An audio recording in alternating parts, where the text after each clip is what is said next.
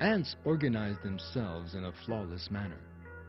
Yet they have no hierarchy among them, and no ant organizes the colony. Despite that, every ant miraculously knows what it has to do.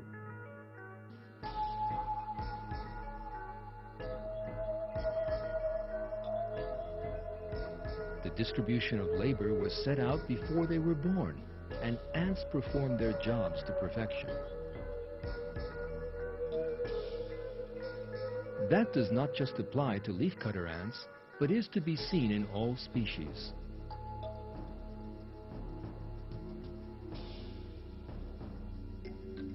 These features that ants possess once again demonstrate the invalidity of Charles Darwin's theory of evolution.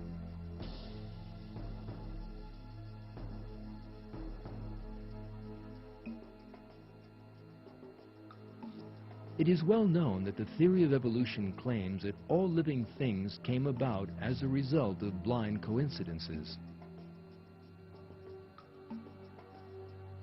No coincidence, however, could ever endow ants with the features of cooperation, self-sacrifice, discipline, and planning that they possess. No coincidence can make every one out of 500,000 ants work to a single end.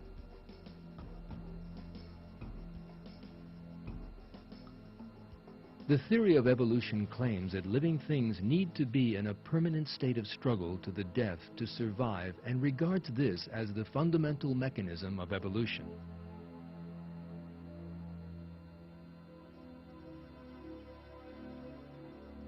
However, the theory of evolution can never account for how ant society, built on sacrifice and sharing, could have come about.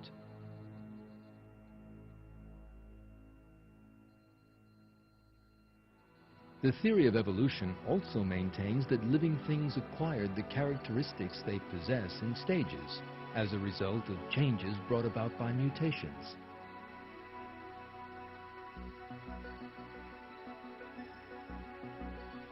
But that means that the social order exhibited by ants must have come about by stages, and that is impossible. That is because, as we have seen in this film, an ant colony is made up of ants with different functions. And if even one of those functions failed to be carried out, that would spell the end of the colony.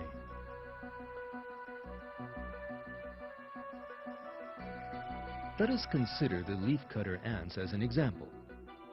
If the soldier ants did not defend the nest, if the workers did not cut the leaves, if highways were not built to carry those leaves, if giant walls were not built by a cooperative effort, if the leaves brought to the nest were not cleaned one by one,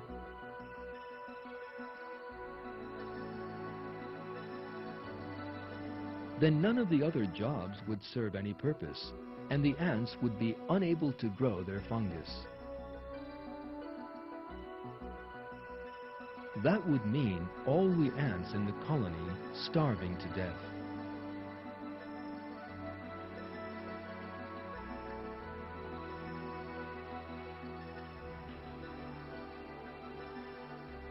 The planned way in which the whole system has been set up can be understood more clearly if we look at it in greater detail.